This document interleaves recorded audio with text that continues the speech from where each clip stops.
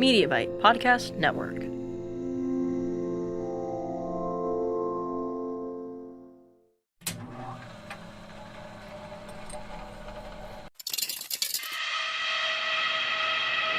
Jason, Mother is talking to you.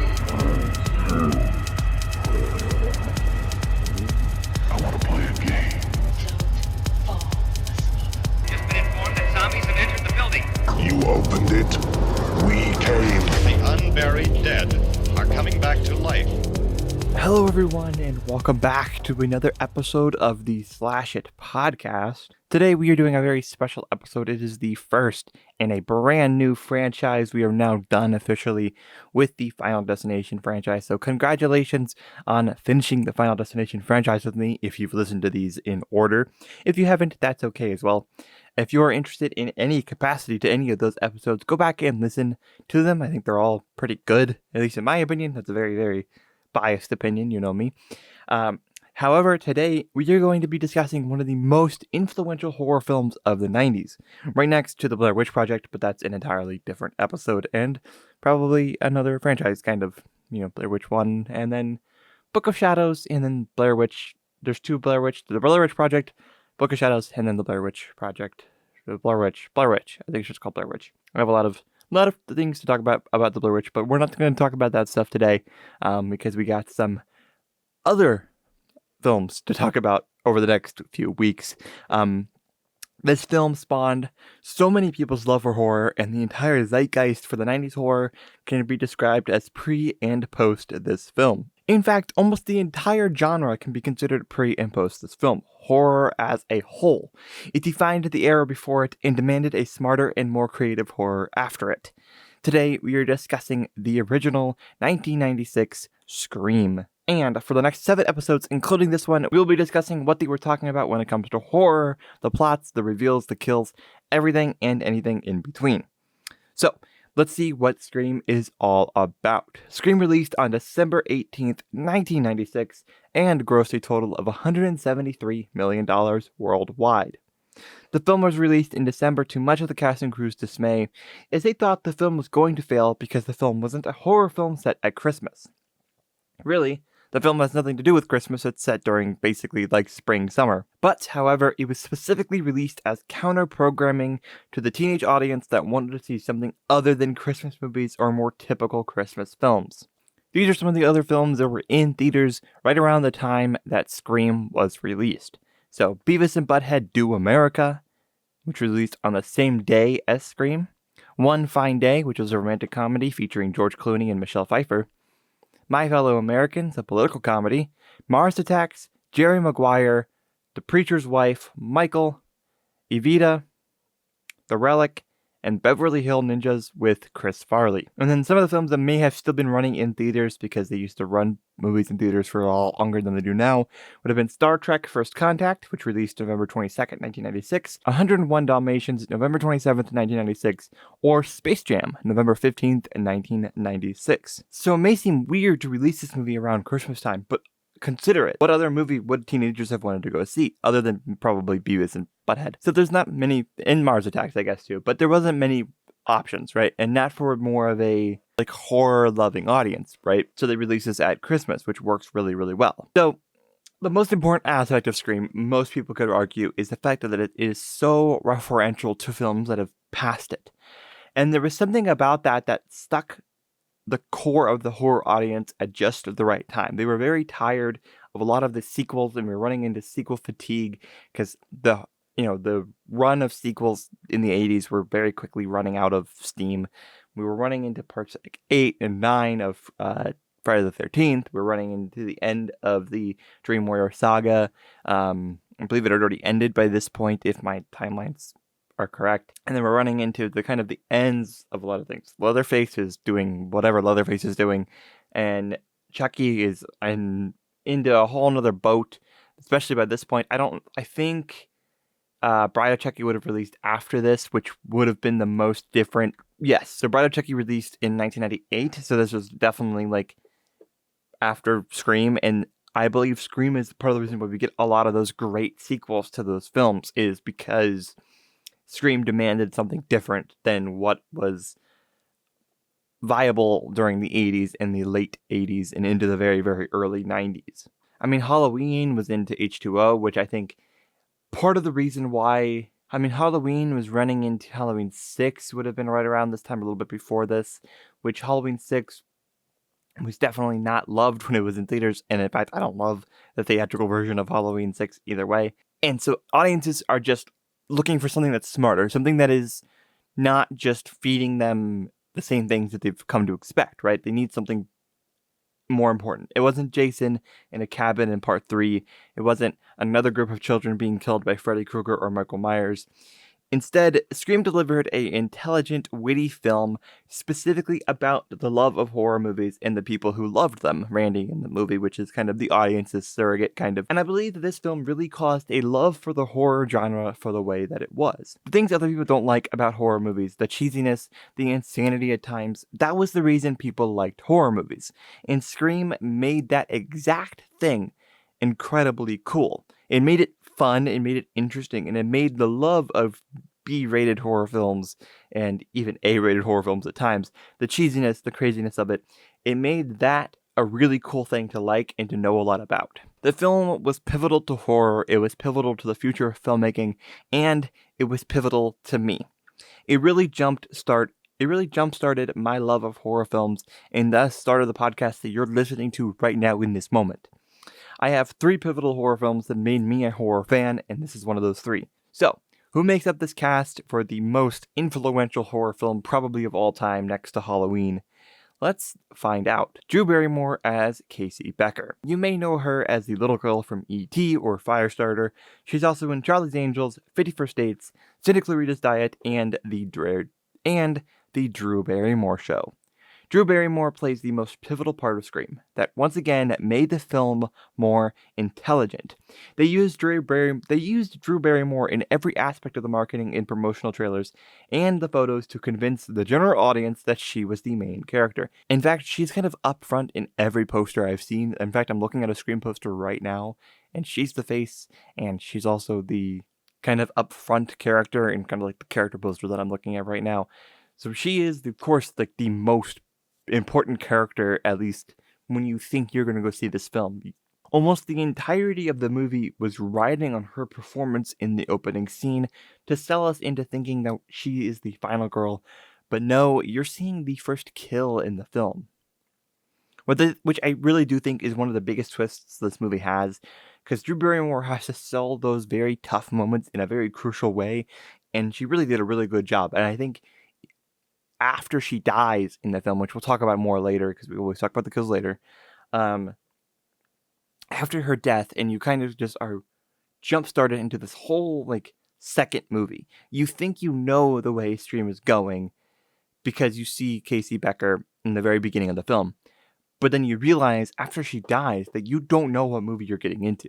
This is a different film than the one it was when you walked into it. And I think that's part of what made this film so intelligent and so well designed, is you're actually watching a different film the moment the logo comes up. Everything before the Scream logo is one thing, everything after the Scream logo is a whole different thing. And I think that's what sells the movie the way it is. So without Drew Barrymore playing Casey Becker at the height of her, like, stardom, I think the film would be different. I think if Neve Campbell had played this role and Drew Barrymore had switched, it would have been more of a typical, very generic slasher. I think it's still really smart and I think it's very intelligent, but I don't think people would have gave it its due because of the absolute, like, kind of insanity of killing someone like Drew Barrymore at the beginning of your film. It shows that you love horror films, and that twist there really is a very scary twist, and it really, really works so much better than a lot of other films that you think of, I guess. Neve Campbell as Sidney Prescott. So most people would know Neve Campbell from Party of Five or The Craft, which, interestingly enough, The Craft is actually what Wes Craven saw and asked her to audition for the role of Sidney in this movie. So after the opening twist, we arrive at Sidney Prescott, who actually ends up as our main character throughout the film, and through pretty much every film in the series as well, pretty much. I think there is something very special about her as a final girl. She's intelligent, very smart, and resilient. She plays this entire situation very smart, and after the death of her mother last year, the events that play out in this movie are very hard and very difficult for her to deal with. But she stays strong, finishes the film out for herself, and really gets herself out of the situation without a need of like a, it's her that finishes out the situation. This is probably the biggest contender for being the best final girl of all time that isn't someone like Laurie Strode or Nancy Thompson or something like that. Like, I think this is probably, at least for the best, newest final girl, it's probably her I would consider, at least at the time this film came out. Neve Campbell, I think, does a fantastic job of playing someone who isn't interested really in dealing with a lot of what's going on, but also being aware enough and being strong enough and being smart enough to understand that she has to. She's not like super into the drama, quote unquote, or the tea, quote unquote, that a lot of these people are interested in about the murders that are going on in their campuses. A lot of them are very gossipy, talking about a lot of stuff that's going on in their, in the murders of all their classmates and things. And she doesn't want to deal with that. And she plays it very strongly and very intelligently of knowing how to kind of walk the line between, she doesn't want to deal with it because she doesn't want to think about the death of her mother, but she also knows that she has to because there's no other way for her to kind of deal with a lot of what is going on, and she has to kind of ignore part of it, but she has to also be aware enough to know that she might be in on this, and she has to kind of protect herself in a way. And I think Sidney Prescott, throughout the whole franchise, grows into being more protective of herself and being more... I think the best ending for her character is Scream 3, and we'll talk about that then. But because this is the introduction to her character, we'll talk about her as she moves on in the franchise. At the time of recording this, Scream 7 is not out. And we'll talk about Scream 7 maybe when it comes out on disc or something. But, or maybe if I see it at theaters, I don't know. But either way, Scream 1 through 6 really, and Screams 1 and 5, she's not in 6. A lot of what her role is kind of like, especially Scream 5, her role is very motherly. It's very maternal. She's protecting these people from dealing with what she dealt with as a kid. And especially, you see that a little bit in the trailers for Scream 7. Do you hate interruptions to your podcast? Yeah, I honestly do too. The one thing I hate more than ad interruptions on my podcasts are ads that you hear on repeat, which, trust me, happens frequently to me. I don't know about you. So you'll hear this once an episode, I promise you. If you want to support my dreams and you're enjoying this episode, you can listen to all the episodes completely ad-free for $5 over on my Patreon. Not just these episodes, but you can listen to all of the episodes for all of the podcasts on the network. You also get access to the commentaries, live streams, Q&As, and all of that other fun stuff that is exclusive to Patreon. So it is patreon.com/MediaBite. Yes, that's right, patreon.com/MediaBite. I will leave you alone and you can zone back into your work or trying to sleep or whatever else it was that you were doing before I so rudely interrupted you. All right, I'll see you. Like, she's protecting her kids, like, more literally this time. And something I think is very interesting and rather cool about the way that we see things in this film and throughout the franchise is how she grows into protecting herself and protecting her own peace. Because she doesn't just protect herself by getting a gun and sitting in a corner. She protects her peace by living her life and not being afraid. She moved away from Woodsboro. She lives alone or lives with her husband, but I mean, she lives away from everything that happened. And it's just rather interesting to see what went on throughout these movies. So I still think Scream 3 is the best ending. Leaving her in a place to protect her own peace is really interesting. And if you don't know the ending of Scream 3, the door is left open at the very end of the film after she finally meets the love of her life. Not because it's not in Scream 7. He's not the same actor. But the door is left open, which she would not have done in Scream 1. She would not have done that in Scream 2. She wouldn't have done that for the majority of Scream 3, but she did at the end because she felt like she had finally beaten Ghostface in a way. And she didn't have to protect herself in that same way. She could turn her back to the door and leave it open and not lock it and then nail, slabs of wood to it, which I think is just really interesting. And we will talk more about her character and specifically her roles in these films as we move on. But Scream, the first Scream, she does a really good job of being the running through line of the whole film and then setting up what she could do later on in the franchise. So let's move on to David Arquette as Dewey Riley. So if you don't know, David Arquette does so much, but besides being a part of the Arquette family, he's known for Buffy the Vampire Slayer before this movie, really. Dewey is very much somewhat of the comedic relief character in the film. He's like the kind of cowboy. His and Gail's relationship, who we'll talk about in a second here if you don't know, is an incredibly important part of the arcs of the franchise as they move forward. Their relationship is kind of the romantic relationship that is more important even than Sidney Prescott, because you kind of see the way that they fall in love. They have some ups and downs, and it is rather interesting to see how their relationship molds into the reality of their relationship, which we'll talk about when we get to Gail or Courtney Cox.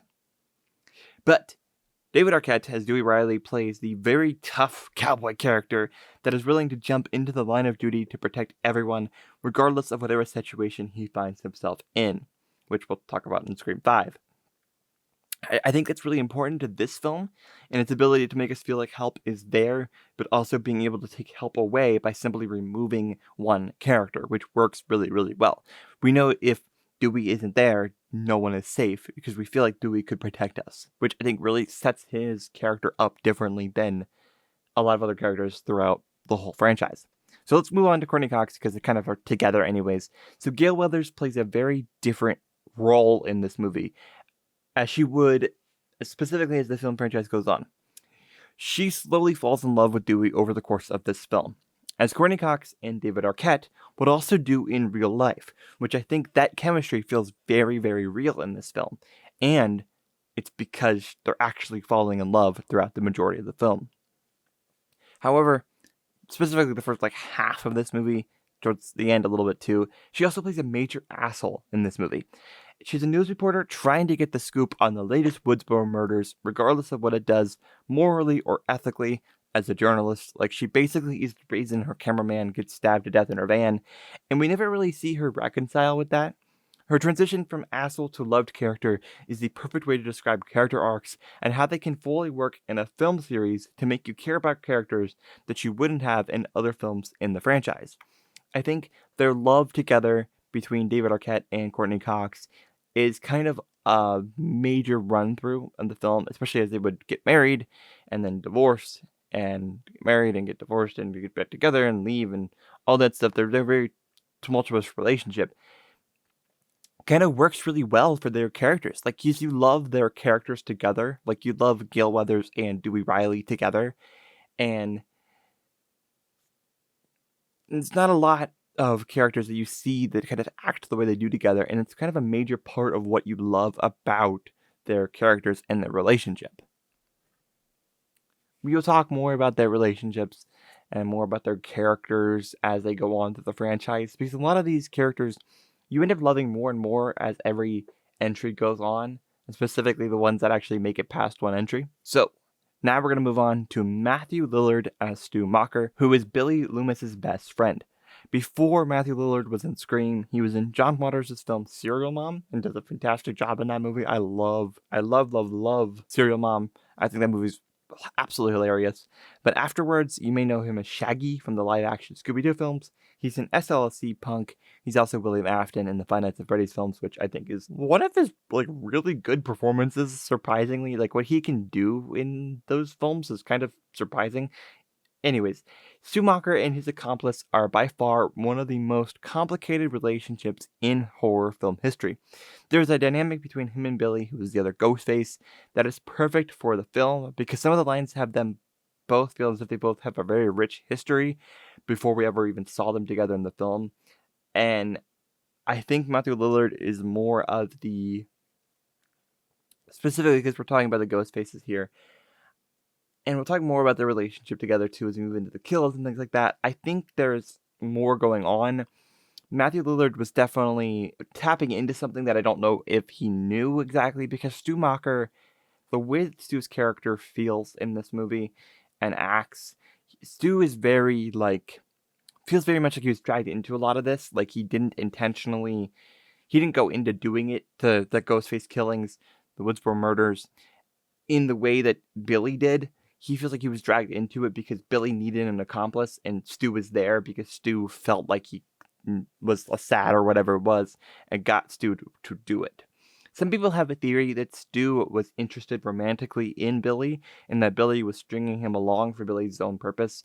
At the very least, Billy Loomis is the, like, ringleader for sure. Stu is a very interesting character, and I think he's the most fascinating of the Ghostface killers, in my opinion. What he does and how he acts shows a history and a side of a Ghostface killer that isn't told at all. And I think that's why people are so interested in seeing him come back in Scream 7. I think that's why people are so interested in hearing and, like, learning about his background, because there's a lot that's left unseen. There's a lot that's people are looking for and want more from his character. And I honestly did too. I wish that he didn't definitely die in this film. I do wish that he could have come back. I don't think that he's going to be back in Scream 7. At most, it's going to be AI Stu. And I don't think it'll be him at all. But I think that whatever happens, I think that Stu will always be an interesting character. And I think there's a lot you can do as a case study for Stu Macher, which might be an interesting podcast. Maybe we could do that podcast someday. But there's a case study looking into Stu and his character, his relationship to real life killers and the role that he plays in that, and the way that Billy plays with it as well, which we'll talk about Billy right now. So Skeet Ulrich as Billy Loomis, Sidney's boyfriend. So he's definitely the ringleader of the killers. He's Sidney's boyfriend. We see him a lot throughout the film. His dad was having an affair with Sidney's mother, which is why his parents divorced, which is why the year before Billy killed Sidney's mother, which is definitely adds a layer of, like, why he's with Sidney, which is kind of weird to think about after you realize that he, like, murdered her mother. But either way, he explains that horror movies are not the reason why he's killing, because at this time, and even now, that's the first reason that many people go to when they're looking for explanation as to why tragedies happened the way that they did. They look at video games, they look at music, they look at horror movies. But Billy's telling him that horror movies they weren't the reason why he's killing. And so Kevin Williamson, which is the writer and director, Wes Craven's the director, the writer of this film, loved horror movies the way that we do. Especially if you're listening to this podcast. He loves horror movies the way that we do. However, Stu and Billy play a role that is very real. That kind of dynamic between real life murderers is very real. It really happens that way. One is not always, they're not dragged into it. They have their own free will. But there's always one person that's more interested in doing it than the other. Billy Loomis is the one that's very interested in doing it more than Stu. And he was very tired because at this point, Kevin Williamson was very, very annoyed by listening to the media say that horror movies are the reason people are killing each other, or music is the reason people are killing each other, rather than focusing on the mental illness that is affecting our country. And I can't deny that mental illness is a big aspect of a lot of why people do what they do. And so by explicitly saying that horror movies are not the reason why he's killing kind of denies that idea that people could take from Scream. Because if you don't include that line, people might look at Scream that take things that way as being a very anti-horror film movie. Like it's anti-horror film as kind of like that explains the reason why people do what they do. But that's not what he's saying. He's saying that horror films are not the reason he's doing it, and which I think kind of perfectly explains that is Randy Meeks, or played by Jamie Kennedy, which is another character that we're going to be talking about here. And I think we'll kind of wrap this all together. So Randy Meeks is the horror fanatic of the group. He knows the stories, knows the beats, and knows the rules of surviving a horror movie, which we have a segment for later on down the line. He has some of the more special moments throughout the film and actually guesses who the killers are in the film before you find out who it was in the movies. Basically, Scream 1, basically, because I think they did a total, his whole character arc and what he could have been in the first 3 films. But either way, it won't be the first time, it wasn't the last time that someone in the Scream franchise made a bad decision. That's my only take. I'll leave that there. But yeah, we'll leave that right there. But Randy is the horror fan that was sitting in the theaters and knows all the tiny references and moments in the movies that I think was really special. And I think is part of why this movie connected to so many people the way that it did. Randy is a lover of horror films. He knows all the random little horror movies that are really pivotal to the horror genre that people that don't like horror movies probably would never have seen. Prom Night, Terror Train, like all those things that people that don't, The House and Sorority Row, like those movies that people don't typically know about. He knew about them, he referenced them, he knows about them, he knows the rules for those films. And I think that's why the film is not anti-horror. It's because of Randy. And we know that Randy is a good person. We can tell that he's a good person. And we feel that through his energy, through the way he talks. And we see that kind of contrasted with the way that Billy handled horror films. Billy understood horror films. He took them and he took the bad parts of them. He took and applied it to his mental illness in a way, and that's why he does what he does. He's not a serial killer because of horror films. He would have done it anyways, but he saw what horror films did and kind of took the wrong aspects of them, which you could do with anything. I don't know. There's a lot of discussion there. There are books written about that, I'm pretty sure, and there's some very in-depth podcasting about their relationship. A lot of videos online. If you're interested in that, I can either make one, and I might even do this anyways. I might make a relationship kind of dissecting how the relationship works, which will be kind of interesting. But I want to talk about that. Go find some stuff right now about how their relationship is. Billy's and Stu's relationship throughout Scream is very interesting. And there's a lot of theories about who killed who, and that like one killed the other's girlfriend and one killed the other's girlfriend, and there's some kind of debunking about how it works, and there's a lot going on, and it's really interesting to see who killed who and kind of what that says about their relationship and stuff like that. Go find out those videos. However, I just want to say the cast of Scream is by far some of the perfect casting, and probably also the best case for that casting Oscar. One of the first movies I'm giving it to is probably Scream, without a doubt.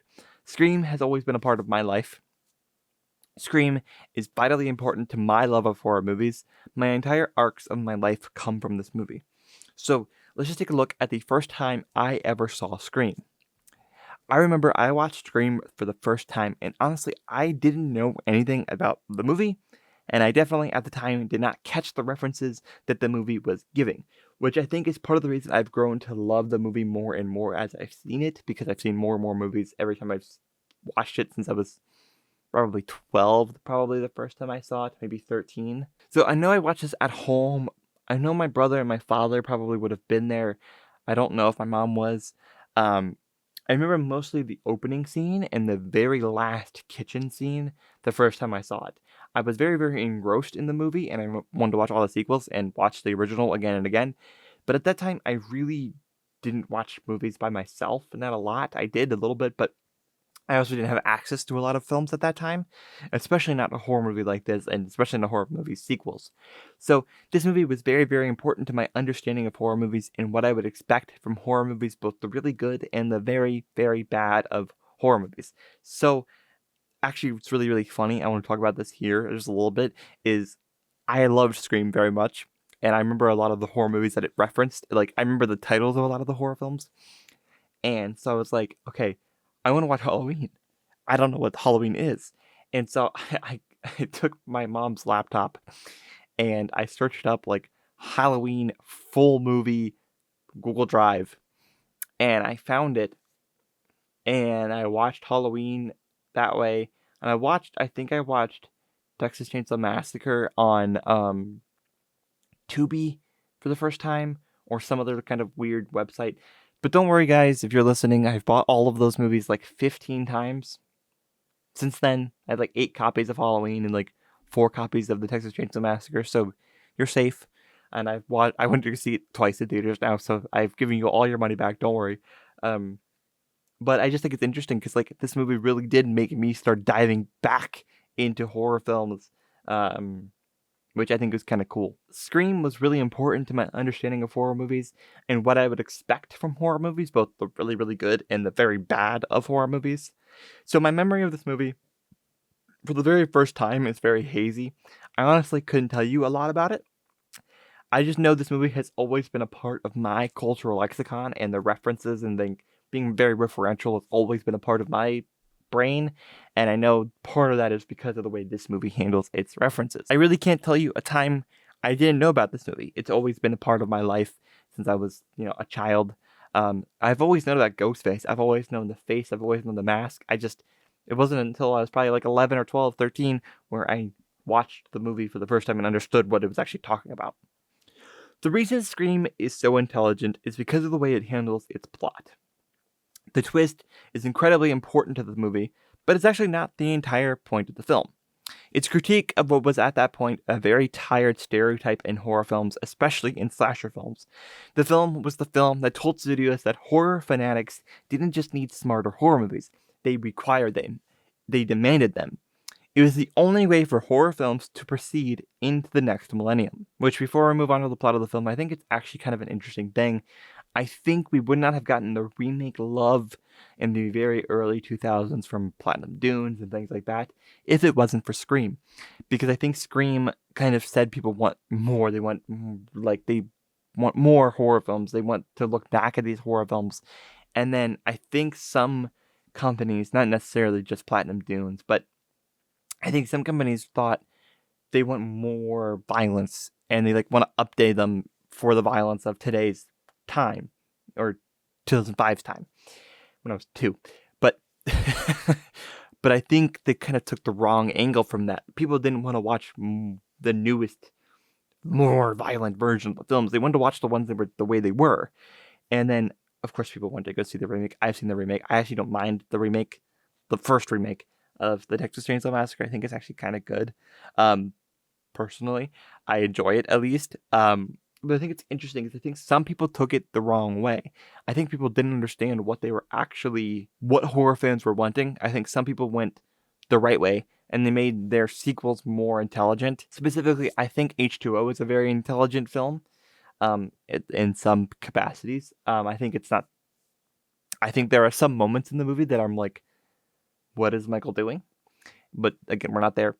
I get very confused by Michael Myers and H2O, but I think the idea of H2O is very intelligent. I think the idea of making Laurie Strode, who she is in that film, not Laurie Strode, but again, we'll talk about that later, is very interesting, and I like that a lot. So let's just get into the plot of Scream. The film opens, and we are met by Casey Becker, who is home alone when she receives a phone call from an unknown number. They tell her that she has to answer these horror movie trivia questions, or else Steve, her boyfriend, is going to die. We actually cut to Steve. We see Steve, and he's duct taped outside, and on their patio kind of thing. So she gets a few questions correct, but the question she asks is by far a question that even confuses me when I hear it. So I'm going to give you some time to answer the question for yourself. If you don't know the question, if you know the question, then this is cheating. But what is the name of the killer in Friday the 13th? So, what do you think it is? Go ahead and answer in your brain or out loud if you can. So you think Jason Voorhees, right? But that's actually wrong. It's Pamela Voorhees, because Pamela Voorhees is the killer in Friday the 13th. Jason Voorhees is the killer in the Friday the 13th Part 2 and the rest of the franchise. So if you guessed Jason Voorhees, probably going to be dead. Pamela Voorhees, probably going to be dead, because killers can kind of alter the question however they want. I think that's a really like incredible question. Steve dies because she gets the answer wrong. And then therefore, Casey gets stabbed in a rather horrific scene outside the house after a big kind of altercation. We cut to Cindy Prescott as she is dealing with the aftermath of her mother's death and the death of Casey Becker right around the time of Cindy's mother's death. There's someone named Cotton Weary who we'll talk about later, but I have to reference him here. We'll talk about him in Scream 2, which is when he becomes crucial. He's in jail for the murder of Cindy's mother, which is kind of playing in the background of the scene. Then we meet Billy Loomis and later Tatum and Dewey. She also beats up Gail Weathers after she asks about her mother, and she literally just like sucker punches her.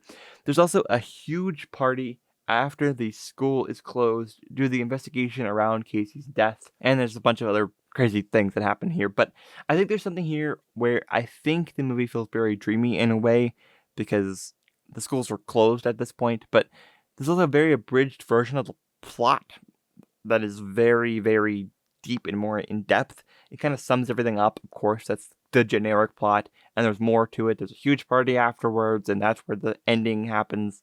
But we'll talk about all of that in a later part towards the finale part of this podcast. But for now, we must talk about the thing that makes Scream so special and so different than other films: the rules. So, the rules for Scream 1 are: you can never have sex, you can't drink or do drugs, and never, under any circumstances, ask who's there or say, "I'll be right back," as Stu says. Which I think this is one thing I love about these movies, is the fact that everyone else who breaks one of these rules does actually die, except for Stu. And that's because Stu is a killer. And so he can break any rule he wants. It doesn't matter because he won't ever get killed by a killer because he is one of the killers. I think it's really fun.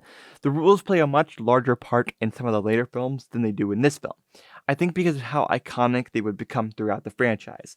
The rules shift from being very basic, which this is a very basic rules of how to survive a horror film, about the specific film and its place in the franchise. So Scream 2 is about sequels, the third is about finishing a trilogy, and honestly, for the most part, the rules all work, except for one key detail we will talk about in Scream 2 that in my book messed up Scream 3 really badly, and then also messed up some of the other films. The rules are staples until probably Scream 6, which I feel is very shoehorned in. They shoehorned in the rules because they didn't really, I think much about the rules when it came to Scream 6, but we'll talk about that when we get to Scream 6. But for now, we have to talk about something more important. Something that we, of course, are very, very used to after covering the Final Destination franchise, and that would be the kills from Scream. So these are just some of the kills from the film, not all of them. Steve is killed by Ghostface with a hunting knife. This is the very beginning of the film, and it's kind of what sets the amount of gore, but also the intensity of the way the movie will actually handle itself. And surprisingly, it's a very, very scary kill. It's very intense. Casey Becker is the next kill that happens chronologically. She was stabbed in the chest, neck, and stomach with a hunting knife, kind of probably the same knife that killed Steve. This kill, in the very, very ending of this, where we see her hanging from the tree, which is something I never thought we'd see, and it's by far one of the more upsetting kills in the movie by a long shot. So that was actually, her hanging in the tree actually went on for a lot longer than what we see in the film. It went on for like a lot longer, but it was actually going to be rated X if they didn't cut out the majority of the gore in that scene. And it was so intense. That's why you get that kind of like frame jumping to her rather than like moving towards her. And that's because it actually cut out the amount of time that you saw her gore, which cut out the X rating and gave an R rating, which is the only reason that kill looks the way it does. But I think it works really well. So Principal Arthur Himbry was stabbed 4 times in the stomach with a hunting knife, played by none other than the Fonz himself, Henry Winkler. Sunday, Monday, happy days. Tuesday, Wednesday, happy days. Thursday, Friday, happy days. Until you get stabbed by Ghostface.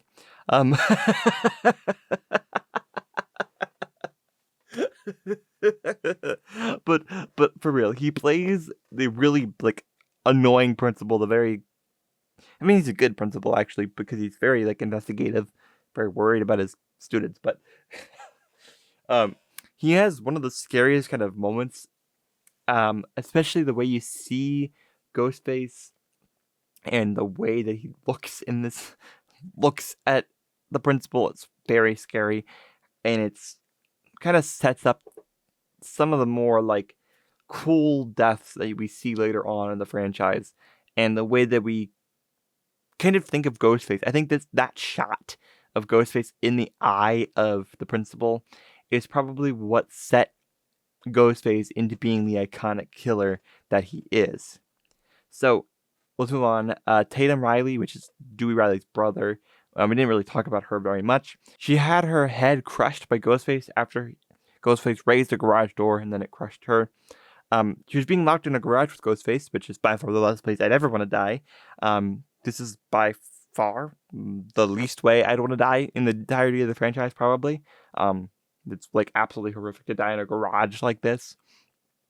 I don't really like how throughout the rest of the franchise, except for Scream 5, they literally ignore the fact that Dewey ever had a sister. Like, they kind of ignore it completely. Like, they never even, like, reference her, but it's like his sister died. Why are we not talking about the fact that his sister died? I don't understand that, really. I don't get why we don't talk about her throughout Screams 2 and 3. It should have been a bigger part of his, like, the reason why he's so fervent about killing Ghostface every time he pops up is because it reminds him of the death of his sister. But they don't talk about it. There was a really good through line there, and they kind of ignore it a lot for the relationship, I think, between Gale and Dewey. So Kenneth Kenny Brown, throat slit by Stu Macher with a hunting knife, which this is the videographer that Gale Weathers had. This is the best videographer that Gale Weathers could have had, and with that alone, Gale Weathers is the cause of his death in kind of like a weird little way, where she like kind of leaves him alone in the van, and that's when he gets dead. He gets dead. That's how he gets dead. She's like, okay, she's not like completely unsympathetic. She does say sorry, but like his body falls onto the windshield of the van, and she like goes, "Get out of the way, get off me," or whatever she says. It's kind of weird. It's a really weird ending. It feels strange. That's the end of the kills. I think a lot of the kills are like important, but that's not why people watch Scream. Like, they're intense. You don't want people to die. But that's not why you saw this movie when it came out. You weren't interested in the death the way, like, it was like a side thing. It was like a move the movie forward kind of kills. And the kills become more important as you care more about who dies and who doesn't die, especially in Scream 2 and Scream 3 and Scream 4 and 5. Specifically Scream 5. You care more about it. Sydney gets plot armor for a lot of Scream, and I think she deserves plot armor for 2 and 3. And then everyone has plot armor for Scream 4. Yeah. So the reveal or the ending of the film, Sydney seeks refuge out inside the house, locking Stu and Randy outside as they accuse each other of being the killer. So a seemingly wounded Billy emerges and allows Randy inside before shooting him in the shoulder, revealing himself as the killer and Stu as his accomplice. Billy confesses they killed Maureen, which is Sydney's mother, because the discovery of her affair with his father led to Billy's mother's abandonment. The pair abduct Neil, which is Sydney's father, to frame him for the crimes and proceeded to stab each other to depict themselves as the last survivors, which we kind of see that a little bit in Scream 4 as well. However, they are distracted by Gale's return, which allowed Sydney to kind of beat Billy up a little bit and then kill Stu by dropping a television set on his head. Which I understand why people don't think Stu dies, but I think we actually lose more and more about like Stu dying, like how Stu dies from that, because we have flat screen TVs now. As someone who collects VHS tapes and has to move sometimes tube TVs around all the time, otherwise I probably would also not really realize how Billy could die or Stu could die that way. Those things are really heavy. Those things are incredibly heavy. And yes, you would die if that thing fell on your head. Not a chance. You would 1,000% die if a tube television fell off the thing and hit your head. Not a chance. Also, this thing was like pushed off hard. Yeah, you're dead. That's my official stance. Billy almost stabs Sydney, but then is shot by Gale, which then Randy remarks that the horror movie killers always come back for one last good scare. So then Billy lunges. Sydney shoots him, the head, killing him. So then dawn breaks. The father is rescued. Dewey is taken away by ambulance because Dewey was stabbed earlier on in the film. And then Gale provides an impromptu news report about the night's event. Kind of like a very like sunset-y kind of ending. However, I want to say something. Dewey is taken away by ambulance. Dewey has a lot of plot armor. I think Dewey, I like his character a lot. I wish they didn't do this where Dewey's always saved.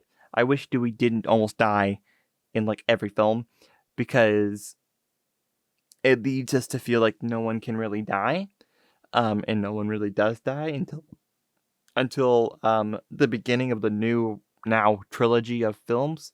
Feels weird, and I just think that this time it's fine for Dewey to survive. I think in the next film, Dewey shouldn't have gotten hurt as badly as he does, which we'll talk about again later. But I just think it's kind of weird, a little bit. So Stumacher is killed by the TV, and then Billy is also killed in the head. Killed in the head or shot in the head by Sidney Prescott with a pistol. So we're on to the rating of the film. I love these films more than I can completely understand, because these are some of the films that got me into horror films in the first place. So with that being said, I don't think I've given this in the whole podcast. I don't think I've given a film this rating. This is very easily a 7 out of 7 for me. This is probably the best of its kind of horror film. Probably one of the best newer slasher film probably ever. I still think Halloween's probably my favorite, but this film is like on a whole different category. It's a whole different kind of film, and it's very, very intelligent for that reason. So easily a 7 out of 7. Sidney Prescott is an iconic character. Ghostface is an iconic killer, even though Ghostface is different every time. Woodsboro is an iconic location. Everything about this film becomes iconic. The rules are iconic. How to use a horror film is iconic. And it all becomes from Kevin Williamson, and who wrote Vampire Diaries and a bunch of other stuff. Because of this, he just knew how to make this film work, and he did a really good job. And Wes Craven's direction is fantastic in this film. It's very scary, and I think it's perfect. So with that being said, I really appreciate you all for listening to this episode of the Slasher Podcast. If you enjoyed, please let me know, rate and review on all your favorite podcast apps. That would mean the world to me, honestly. If you have any questions or feedback about this episode, please email mediabytepodcastnetwork@gmail.com. If you have any questions or feedback or questions you have to ask me or whatever, I might maybe at the end of these we can do a little bit of questions about my favorite horror films or whatever else. So you can send me some questions there. mediabytepodcastnetwork@gmail.com. Listen to the other podcasts on the podcast network: Diary of a Native Filmmaker, Exploring Cinema. If you'd like to listen to this episode of Slash Hit and all other episodes of all of the other shows on the Media Byte Podcast Network ad-free, you can do so for just $5 a month over on my Patreon. You also get access to all the podcasts, streams, Q&As, and other cool surprises that are in store for you. You can follow us. It's at MediaByteCo on TikTok and at MediaByte Company on Instagram.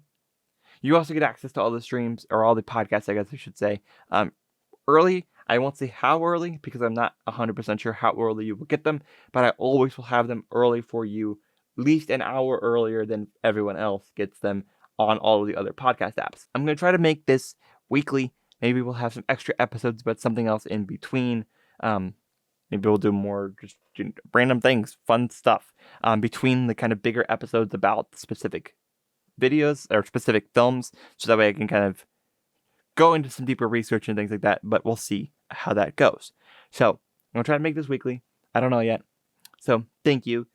Please, again, rate and review. That would mean the world to me. Let me know what you think. And like always, treat every day like it's Halloween.